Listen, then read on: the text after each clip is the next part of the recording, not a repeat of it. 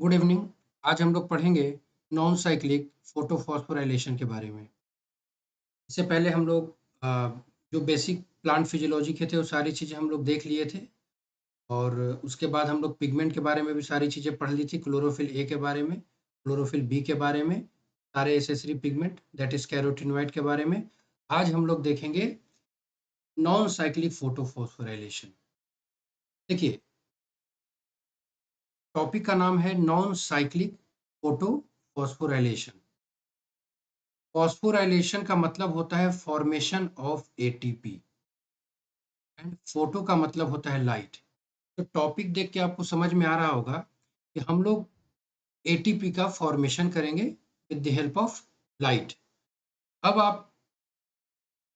आपके मन में क्वेश्चन आना चाहिए कि जो एटीपी का फॉर्मेशन क्यों करें।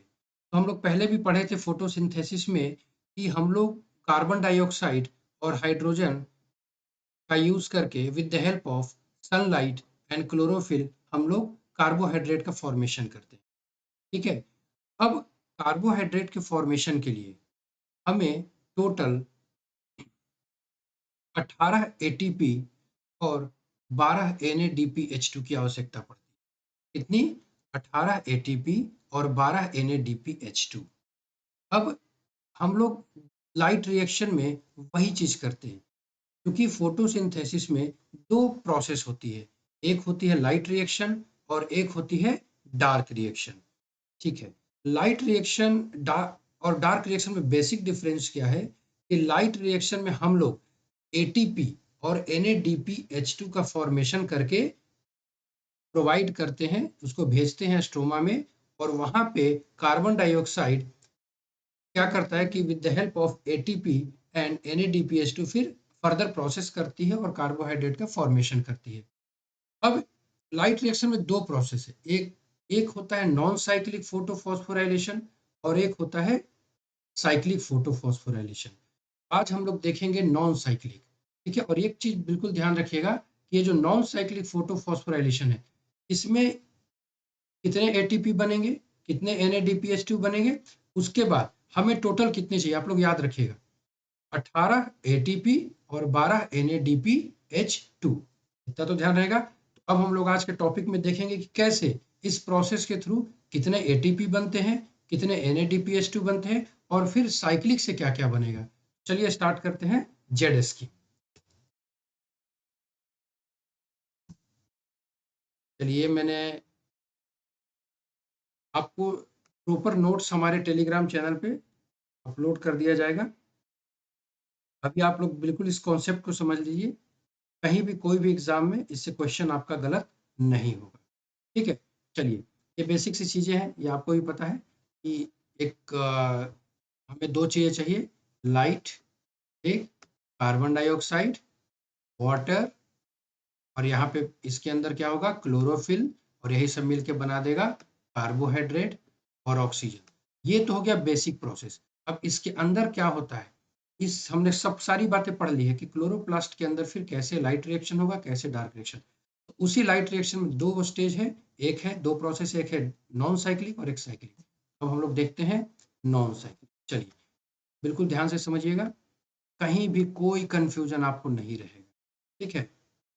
देखिए, हमें पहली बात समझिएगा, एक होता है PS1। ठीक है। एक होता है PS1 और एक होता है क्या, PS2। तो जब बात करेंगे हम लोग, ये देखिए, ये हो गया क्या, PS1। तो जब ये हो गया PS1 है, और एक हो गया PS2। अब आपके मन में पहला क्वेश्चन आना चाहिए कि ये भला क्या है, PS1 और PS2। ठीक है। आपके मन में दो क्वेश्चन आना चाहिए। देखिए, नॉन साइक्लिक जो फोटोफॉस्फोराइलेशन होता है, इसमें दो प्रोसेस, एक होता है फोटो सिस्टम 1 का भी प्रोसेस स्टार्ट होता है और फोटो सिस्टम 2 का भी। फोटो सिस्टम 1 और फोटो सिस्टम 2 बेसिकली कुछ नहीं, एक रिएक्शन सेंटर है। ठीक है। फोटो सिस्टम 1 और फोटो सिस्टम 2 बेसिकली एक रिएक्शन सेंटर है। अब आप बोलेंगे कि ये करता क्या है, कैसे इसकी प्रक्रिया क्या है। तो देखिए, सबसे पहले क्या होता है, ये जो फोटो सिस्टम 2 है, हालांकि इस डायग्राम में आपको सारी चीजें क्लियर नहीं हो रही होगी, थोड़ा मैं इसको ब्रीफ कर देता हूँ। देखिए इसमें क्या होता है ना, ये PS2 जो है ये प्रिंसिपल पिगमेंट है क्लोरोफिल ए। यहाँ पे लिखा हुआ है P680 और PS1 में कितना लिखा है P700। ठीक है, अब इसका क्या मतलब है? PS पहले आप लोग कंफ्यूज हो गए, कभी भी एग्जाम में पूछेगा कि PS2 किस वेवलेंथ के ऊपर काम करता है, किस वेवलेंथ के नीचे काम करता है, एक्टिव होता है, एक्साइटेड होता है, और PS1 किस वेवलेंथ के नीचे एक्साइटेड, ऊपर एक्साइटेड होता है, किसके नीचे एक्साइटेड नहीं होता है। देखिए समझिएगा, P6 पहले तो याद रखिएगा PS2 मतलब P680 कैसे। यहाँ पे दो वर्ड है 6 और 8, तो ऐसे याद रखिएगा कि जहाँ पे 680 में 2 अंक है, 0 को अंक बतवाने का याद करने का तरीका है। अगर 6 8 है तो आप समझिएगा ये PS2 हो गया, और यहाँ पे सिर्फ एक है 7, तो PS1। तो आज के बाद से याद रहेगा कि PS2 जो है वो P680 से कनेक्टेड है, और PS1 जो है वो 700 से कनेक्टेड है। कैसे? उसका तरीका मैंने बता दिया कि 0 को आप अंक मत काउंट कीजिए। तो इसमें क्या है, PS2 में एक 6 है, एक 8 है, एक 0 है, मतलब कितने होंगे? 6 और 8 को 2 अंक काउंट कीजिए तो आपको याद रहेगा, हमेशा कभी नहीं कंफ्यूज होंगे, PS2। अब देखिए क्या मतलब होता है PS1 और PS2 का। देखिए, अगर सनलाइट, ऐसा तो नहीं कि जब सनलाइट आएगा, उसके पहले मैं एक छोटी सी चीजें ब्रीफ कर देता हूँ। ये होता है प्रिंसिपल पिगमेंट, और इसके चारों तरफ क्या होते हैं, इसके ये हो गया बॉस, जो क्लोरोफिल ये हो गया ना PS2, ये हो गया बॉस, और इसके नीचे क्या होता है कि बहुत सारे एसेसरी पिगमेंट होते हैं। ठीक, ये उनके हो गए कर्मचारी जो उनके लिए काम करेंगे। ठीक, अब हमारा सनलाइट आया, यहाँ भी सनलाइट आएगा, ऐसा तो नहीं है ना कि सनलाइट ये सोचेगा कि नहीं हम इस वेवलेंथ का लाइट देंगे, 600 nm का देंगे, 700 nm का देंगे। PS2 P680 का मतलब ये होता है कि जो लाइट का वेवलेंथ 680 नैनोमीटर से नीचे वाला होगा, उस केस में PS2 एक्टिवेट हो जाएगा। लेकिन मान लीजिए कि जो कोई सन सन की जो लाइट है वो 685 nm का है, तो कौन एक्टिवेट होगा? तो अब याद रखिएगा कि नहीं, इसकी जो लिमिटेशन है PS2 की वो क्या है, P680 है। तो अगर 681 nm से ऊपर का आएगा तो हम क्या बोलेंगे, PS1 एक्टिवेट होगा। आई बात समझ में? कभी कभी एग्जाम में पूछ लेता है कि PS2 कब एक्टिवेट होगा, तो PS2 तब एक्टिवेट होगा जब 680 nm से कम लाइट होगा। ठीक है, और PS1 कब एक्टिवेट होगा, जब 680 नैनोमीटर से ज्यादा लाइट, वेवलेंथ की लाइट आएगी। अब देखिए अब क्या होता है, होता क्या है, एक चीज उससे पहले आप समझिए, एक टर्म आता है क्वांटा जोन। ठीक है, क्वांटा जोन क्या होता है, तो ये जो गुच्छा होता है, ये जो पिगमेंट का बल्ज होता है करीब 200 से 250 का, ठीक है, इसी को बोलते हैं क्वांटा जोन। ठीक, अब जो लाइट आती है तो एसेसरी पिगमेंट भी एब्जॉर्ब करेगा, क्लोरोफिल बी भी एब्जॉर्ब करेगा। इनका काम क्या है, इनकी काम है फाइल, जैसे कैसे हम लोग ऑफिस में फाइल को नीचे लेवल पे लेते हैं, फिर उसको ऊपर अपर अपर हेड ऑफिस तक उसको पहुंचाते हैं प्रोसेस करके, इसी तरह से जैसे अगर कैरोटीनॉइड है वो भी लाइट को एब्जॉर्ब करेगा। ठीक है, उसके बाद क्लोरोफिल बी भी करेगा, और with the help of resonance ये क्लोरोफिल ए तक पहुंचाएगा। चलिए, इतनी सारी बातें आपको समझ में आ गई होंगी। अब ऐसा तो नहीं है कि PS2 और PS1 दोनों अपनी अपनी जगह एनर्जी, अब ये क्या हो गया, ये लाइट को हार्वेस्ट किया।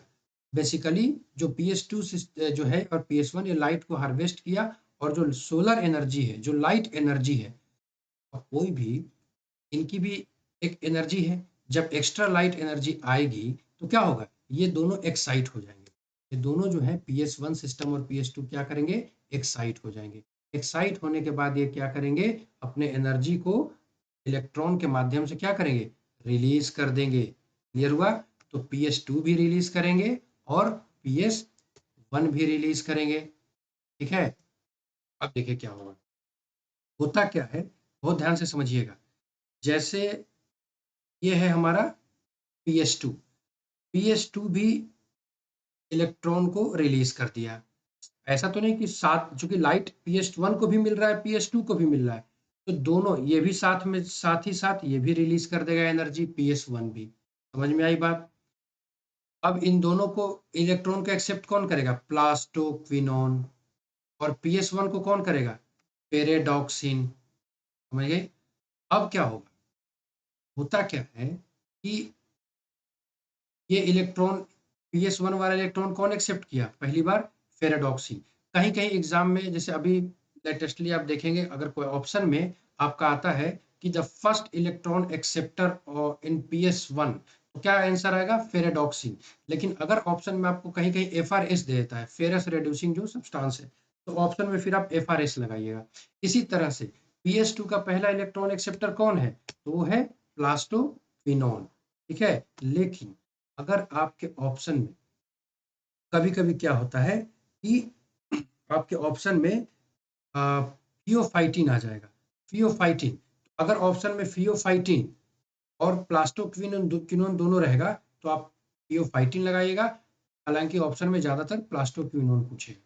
ठीक, अब देखिए यहां से देख रहे हैं कि फेरेडॉक्सिन से इलेक्ट्रॉन कहीं नहीं जा रहा है और प्लास्टोक्विनोन से इलेक्ट्रॉन साइटोक्रोम B6 के पास जा रहा है। आपके मन में सवाल आना चाहिए कि ये फेरेडॉक्सिन से जो इलेक्ट्रॉन है ये आगे क्यों नहीं गया? आगे जाके देखिए ये प्रक्रिया क्यों हो गई? NADPH वाली प्रक्रिया क्यों हो गई?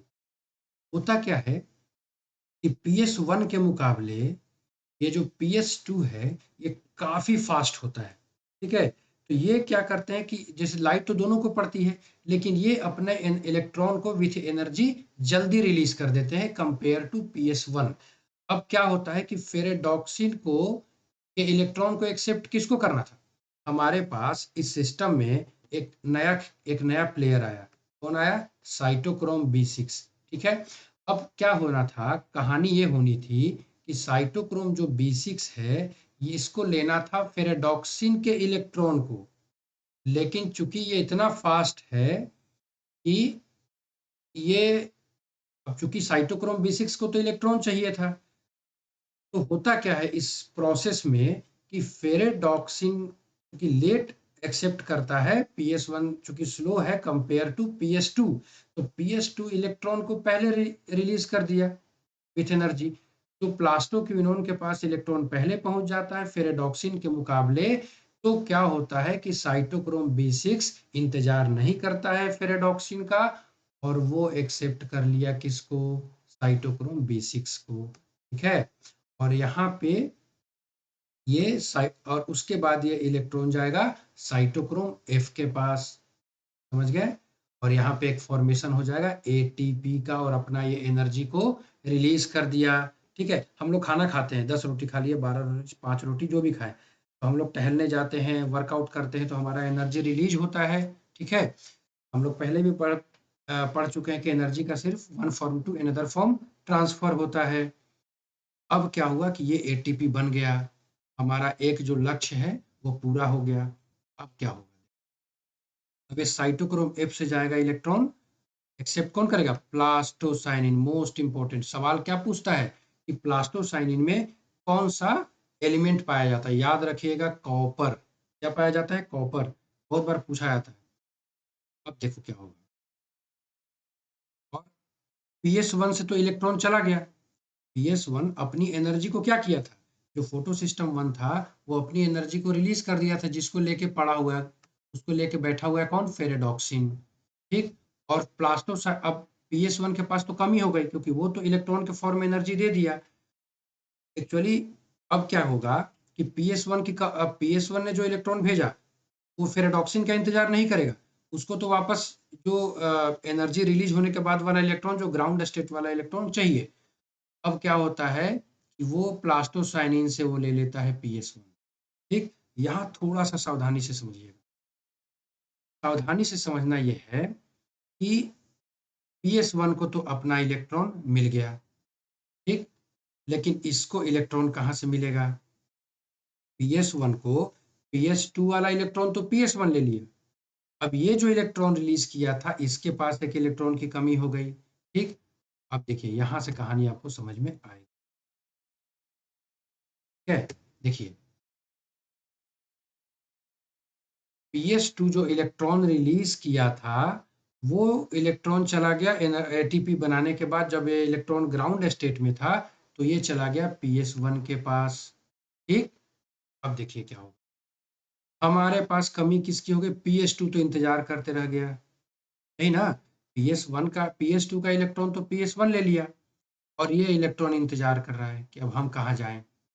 ठीक, क्योंकि अब ऑब्वियस सी बात है, अगर कोई reaction centre electron with access energy release करेगा, कोई भी एनर्जी, जैसे ग्राउंड स्टेट में था इलेक्ट्रॉन, एक्सेस एनर्जी सनलाइट से आया, वो एक्साइट हो गया, अब वो एनर्जी रिलीज किया एक्साइटेड स्टेट में, जब एटीपी बन जाएगा उसका एनर्जी जो एक्स्ट्रा था वो रिलीज हो जाएगा और वापस इलेक्ट्रॉन चला जाएगा। यानी कि इसको अपने घर जाना था लेकिन चला गया दूसरे के घर। ठीक है, जाना था इसको भोपाल और ये पहुंच गया कहाँ, इंदौर।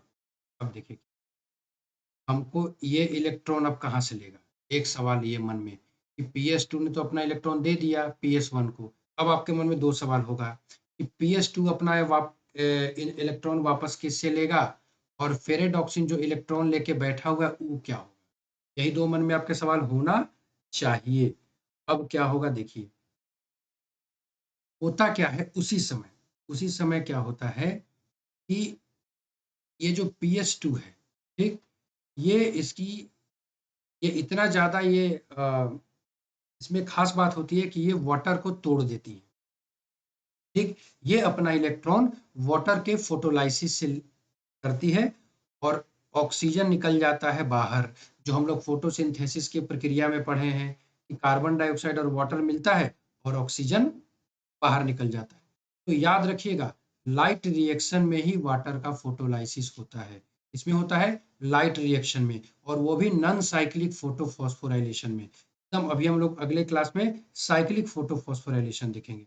तो नॉन साइक्लिक में क्या होता है, वाटर का हो गया फोटोलाइसिस, ठीक, और इससे ये ले लिया इलेक्ट्रॉन। क्लियर हुआ, इससे क्या ले लिया, इलेक्ट्रॉन। ऑक्सीजन निकल गया स्टोमेटा के थ्रू बाहर। अब ये H+ क्या करेगा, ठीक। अब यहाँ पे एक जो उस मेम्ब्रेन में जहाँ पे ये प्रक्रिया हो रही है, ठीक है, वहाँ पे NADP बैठा रहता है। NADP बोलता है कि ठीक है भैया, हमको आप इलेक्ट्रॉन दे दो, हम वाटर से H+ ले लेते हैं, और बना देता है क्या, NADPH। ठीक, क्लियर, समझ में आया, सबका काम हो गया। फेरेडॉक्सिन वाला इलेक्ट्रॉन यूज हो गया NADP बनने में, ठीक है, फेरेडॉक्सिन वाला यूज हो गया NADP बनने में, और एक ATP बनने में, मतलब ये PS2 वाला जो इलेक्ट्रॉन है वो यूज हो गया, उसका यूज कर लिया PS1 ने, और PS2 अपने आप जो खुद की उनकी एक कैपेबिलिटी है, वो वाटर का फोटोलाइसिस करके अपना इलेक्ट्रॉन वापस ले लिए। तो एक ये जो आप ध्यान से देखेंगे, इसका जो स्ट्रक्चर है कैसा है, जेड लाइक, इसीलिए इसको हम लोग बोलते हैं जेड स्कीम। अब देखिए क्वेश्चन कहाँ, अगर मान लीजिए कोई भी एग्जाम में आप बैठेंगे तो देखिए नॉन साइक्लिक फोटोफॉस्फोराइलेशन, या इसी को जेड स्कीम बोलते हैं, इससे क्या क्या क्वेश्चन आता है। देखिए पहला सवाल पूछेगा कि इसमें क्या PS1 काम करता है कि PS2 काम करता है। एक तो इसमें लिखिएगा कि इसमें दोनों इन्वॉल्व रहता है, PS2 भी और PS1 भी। सवाल, दूसरा सवाल पूछेगा कि नॉन साइक्लिक फोटोफॉस्फोराइलेशन में फोटोलाइसिस होता है वाटर का, किस प्रोसेस में होता है, मतलब वाटर का जो फोटोलाइसिस है वो किस में होता है, कौन से, नॉन साइक्लिक फोटोफॉस्फोराइलेशन में कि साइक्लिक फोटोफॉस्फोराइलेशन में। क्या जवाब होगा आपका, नॉन साइक्लिक में। एक सवाल बहुत इंपॉर्टेंट जो आप लोग इसको कि पूछता है कि PS1 और PS2 का कनेक्टिंग प्रोटीन कौन है, तो क्या जवाब होगा आपका, प्लास्टोसाइनिन। ध्यान से देख रहे हैं, PS1 और PS2 को कनेक्शन ब्रिज कौन है, ब्रिज पूछता है तो प्लास्टोसाइनिन। फिर आपसे एक सवाल पूछेगा कि जो है अ, एक नॉन साइक्लिक की प्रक्रिया होने में कितने एटीपी का फॉर्मेशन होता है। एक नॉन साइक्लिक जो होती है पूरी प्रक्रिया, उसमें या ध्यान से देखिए, एक एटीपी का फॉर्मेशन होगा और अ, 2 NADPH2 का फॉर्मेशन। बेसिकली ये जो इसमें जो मैं नोट्स आपको अपलोड करूंगा, इसमें क्या होता है कि 4 H+ और 4 इलेक्ट्रॉन निकलते हैं, जहाँ दो दो है ना उसको 4 कर लीजिएगा, और यहाँ पे NADPH2 होता है, ठीक है, 2 NADPH2 होता है, ठीक है, एक ही बात है। तो इसमें 5 सवाल आपके बनेंगे। पहला सवाल कि PS2 में लाइट का वेवलेंथ कितने से कम होता है तो PS2 एक्टिवेट होगा, तो 680। कैसे याद रखेंगे, तो याद रखिएगा कि इसमें दो अंक है 6 और 8, तो ये PS2 हो गया, और अगर 7 है सिर्फ तो PS1 हो गया। पहला सवाल फिर पूछेगा कि इसका PS2 का फर्स्ट इलेक्ट्रॉन एक्सेप्टर कौन है। अगर ऑप्शन में प्लास्टोक्विनोन है तो प्लास्टोक्विनोन लगाइएगा, अगर ऑप्शन में प्लास्टोक्विनोन भी है, ठीक है, और फियोफाइटिन भी है तो क्या होगा आंसर, फियोफाइटिन, ठीक है। उसी तरह से PS1 का पूछे तो फेरेडॉक्सिन लगाइएगा, अगर फेरेडॉक्सिन भी ऑप्शन में है और FRS है, FRS लगाइएगा, ठीक है। रेयरली होगा, 99% आपके ऑप्शन में यही रहेगा, प्लास्टोक्विनोन और फेरेडॉक्सिन वाला। एक सवाल पूछेगा कि कनेक्टिंग कौन है, कनेक्टिंग ब्रिज कौन है PS2 और PS1 के बीच, क्या होगा, प्लास्टोसाइनिन। फिर एक सवाल पूछेगा कि नॉन साइक्लिक फोटोफॉस्फोराइलेशन में कितने एटीपी का फॉर्मेशन होता है, तो एक एटीपी का। कितने NADPH2 का फॉर्मेशन होता है, तो 2 NADPH2 का फॉर्मेशन होता है। अब देखिए हमको चाहिए 12 NADPH2 और 18 ATP। कार्बोहाइड्रेट बनाने के लिए हमको कितने NADPH2 चाहिए, 12, ठीक, और 18 ATP। अब इसमें एक बार अगर ये साइकिल हो रही है, नॉन साइक्लिक हो रही है, एक प्रोसेस हो रही है, तो एक एटीपी बन रहा है और 2 NADPH2 बन रहा है। जब हम साइक्लिक पढ़ेंगे तो उसमें आप देखिएगा 2 एटीपी बनता है, नेक्स्ट क्लास में अपलोड करूंगा मैं। साइक्लिक में 2 एटीपी बनता है। तो अब आगे मैं आपको बताऊंगा, टोटल 6 बार अगर ये प्रोसेस हो जाएगी तो एक बार में 2 NADPH बना, तो अगर 6 बार ये प्रोसेस हो जाएगी तो कितनी बनेगी, 12। इसलिए क्वेश्चन पूछता है कि टोटल कितनी बार ये प्रक्रिया होती है साइक्लिक और नॉन साइक्लिक की, तो आंसर रखिएगा 6। इतने सारे क्वेश्चन हो गए। अब आपसे पूछे कि फोटोलाइसिस किसमें होता है, साइक्लिक और नॉन साइक्लिक, क्या जवाब होगा, नॉन साइक्लिक, ठीक है। चलिए अब हम नेक्स्ट क्लास जो कि कल है उसमें हम लोग साइक्लिक फोटोफॉस्फोराइलेशन को खत्म करेंगे, और उसके बाद बढ़िया 18 एटीपी और 12 NADPH को लेके जाएंगे स्ट्रोमा के पास, और हम बोलेंगे कि हमने अपना काम कर दिया, अब आप कार्बोहाइड्रेट की प्रक्रिया बनाने की प्रक्रिया स्टार्ट करें, ठीक है। चलिए अगर आपको वीडियो पसंद आए तो इसको शेयर करें और थोड़ा प्रमोट करें।